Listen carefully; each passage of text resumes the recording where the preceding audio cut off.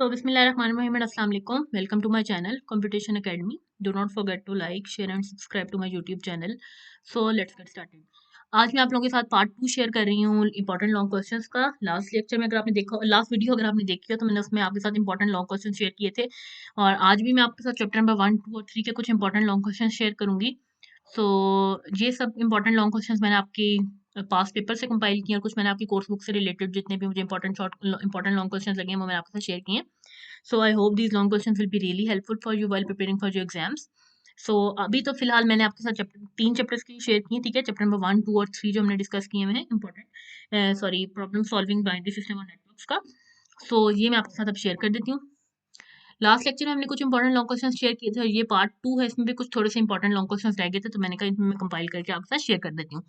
सबसे पहले जो हमारे पास लॉन्ग क्वेश्चन है वो है कि write down the advantages and disadvantages of star topology. अच्छा, आपने नेटवर्क टोपोलॉजीज डिटेल में डिस्कस की थी, 5 टोपोलॉजीज हमने डिस्कस की थी चैप्टर नंबर 3 में, और उसके अंदर हमने हर टोपोलॉजी के अंदर उसके एडवांटेजेस और डिसएडवांटेजेस भी देखे थे कि इसके क्या एडवांटेजेस और क्या डिसएडवांटेजेस है। इसी तरह उसने इसके अंदर आपसे पूछा, पहला क्वेश्चन आपके पास लॉन्ग में आ सकता है कि आपने एडवांटेजेस और डिसएडवांटेजेस बताने हैं स्टार टोपोलॉजी के। इसी तरह आपके पास कोई भी आ सकते हैं, किसी भी टोपोलॉजी से पूछे जा सकते हैं कि आप मैश टोपोलॉजी के एडवांटेजेस बता दें खाली, या आपसे पूछा जा सकता है कि खाली के right on the disadvantages of mesh topology, मतलब किसी भी टोपोलॉजी से रिलेटेड आपसे लॉन्ग या लॉन्ग क्वेश्चन में पूछा जा सकता है, ठीक है। तो फिलहाल उसने इसमें आपसे पूछे हैं स्टार टोपोलॉजी के एडवांटेजेस और डिसएडवांटेजेस, तो आपने इसमें वो डिस्कस कर लेने, ठीक है, कि इसके क्या एडवांटेजेस और डिसएडवांटेजेस हैं। नेक्स्ट हमारे पास जो लॉन्ग क्वेश्चन है वो है define IPv4 and IPv6 standards, also explain the method to calculate the size of both the standards. IP addressing के अंदर हमने दो स्टैंडर्ड्स पढ़े थे, एक हमारे पास होता है IPv version 4 and IPv version 6, ये हमारे पास दो स्टैंडर्ड्स होते हैं। इसके हमने डिस्कस किया था कि हम किस तरह से इसके मेथड किस तरह से इसके साइज को जो है वो कैलकुलेट करते हैं, वो कौन सा मेथड था जिससे हम इनको IPv4 और IPv6 के जो स्टैंडर्ड्स हैं इनको किस तरह से जो है कैलकुलेट करते हैं। सो ये मैंने डिटेल में आपके साथ आईपी एड्रेसिंग के सेकंड लास्ट लेक्चर के अंदर डिस्कस किया था, तो ये आपको चैप्टर नंबर 3 की स्लाइड्स में मिल जाएगा, ठीक है। नेक्स्ट हमारे पास है कि describe client server architecture in detail. Client server architecture का टॉपिक हमने थर्ड चैप्टर में डिस्कस किया था इसको भी, और ये भी आपको डिटेल में मिल जाएगा। पहले तो आपने इसमें इसमें आपने सबसे पहले क्लाइंट का बता देना, क्लाइंट कौन होता है, हमारा सर्वर कौन होता है, और उसके बाद आपने क्लाइंट सर्वर आर्किटेक्चर को डिटेल में डिस्कस कर देना। ये आपके पास डिटेल में टॉपिक था जिसको मैंने आपके साथ थर्ड चैप्टर में डिस्कस किया था। नेक्स्ट हमारे पास आ जाता है कि draw a flow chart to find the volume of a cube.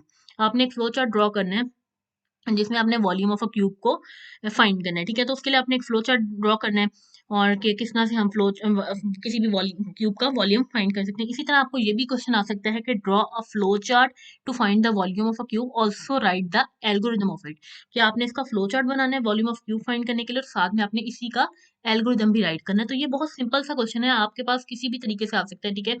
ये भी आपके एग्जामिनर पे डिपेंड करता है कि किस किस्म का क्वेश्चन हो सकता है। कभी वो आपसे पूछ सकता है कि वॉल्यूम फ्लो चार्ट आपने ड्रॉ करने, या कभी आपके पास वो ये भी पूछ सकते हैं कि इसी जो मैंने आपके पास गिवन स्टेटमेंट दी है इसका आप फ्लो चार्ट भी फाइंड करें, आप इसका एल्गोरिदम भी फाइंड करें, ठीक है।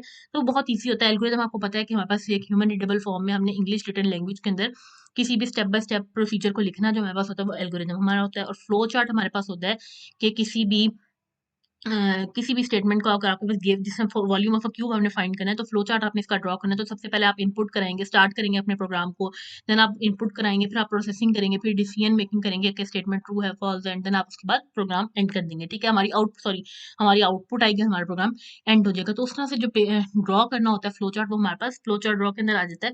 तो आपके पास किसी भी किस्म का ये आ सकता है कि कभी वो आपको तो आपने draw flow chart to find the volume of a cube, आपने फ्लो चार्ट फाइंड कर लेना है, ठीक है।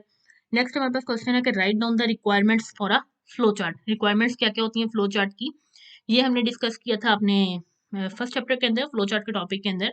कौन कौन सी रिक्वायरमेंट्स हमारे पास होती हैं जब भी हम फ्लो चार्ट बनाते हैं, तो उसके लिए हमारे पास इनपुट, आउटपुट, डिसीजन मेकिंग और आउटपुट, ये हमारे पास चार जो होती हैं वो processing, input, output, decision making and processing, ये हमारे पास चार रिक्वायरमेंट्स होती है फ्लो चार्ट की, जिसको हमने डिटेल में डिस्कस किया था। ये भी आपको चैप्टर नंबर 1 में मिल जाएगा क्वेश्चन, ठीक है।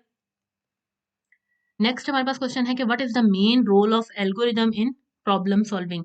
प्रॉब्लम सॉल्विंग के अंदर एल्गोरिदम का क्या रोल होता है। एल्गोरिदम का प्रॉब्लम सॉल्विंग के अंदर एक मेन रोल होता है कि वो हमारे पास स्टेप बाय स्टेप गाइड होती है प्रॉब्लम सॉल्विंग की, और या आप कह लें कि एक कंप्लीट डिस्क्रिप्शन होती है हमारे सोल्यूशन की। और यूजली ये होता है कि हमारा जो कंप्यूटर प्रोग्रामर होता है वो सबसे पहले एल्गोरिदम को लिखता है और फिर उसको ट्रांसलेट करता है किसी भी प्रोग्रामिंग लैंग्वेज के अंदर, ठीक है।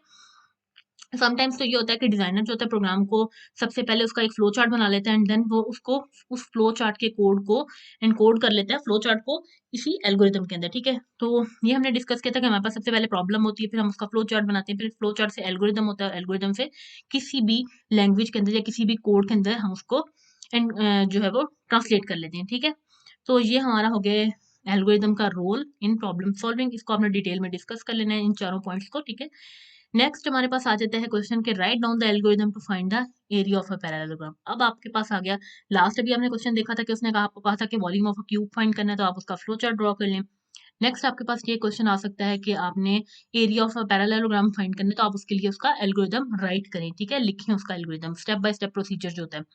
तो इसके अंदर भी वो आपसे कह सकते हैं इसी तरह से कि write down the algorithm to find the area of a parallelogram, also draw the flow chart of it, कि आप इसका एल्गोरिथम भी लिखें और साथ में इसका फ्लो चार्ट भी बनाएं।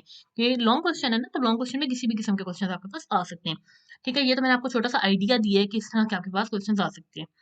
नेक्स्ट हमारे पास है कि what is the importance of flow chart in problem solving, कि प्रॉब्लम सॉल्विंग के अंदर फ्लो चार्ट की क्या इंपॉर्टेंस है, ठीक है? तो इंपॉर्टेंस ऑफ फ्लो चार्ट क्या है कि flow chart basically can be use to plan a solution, ठीक है?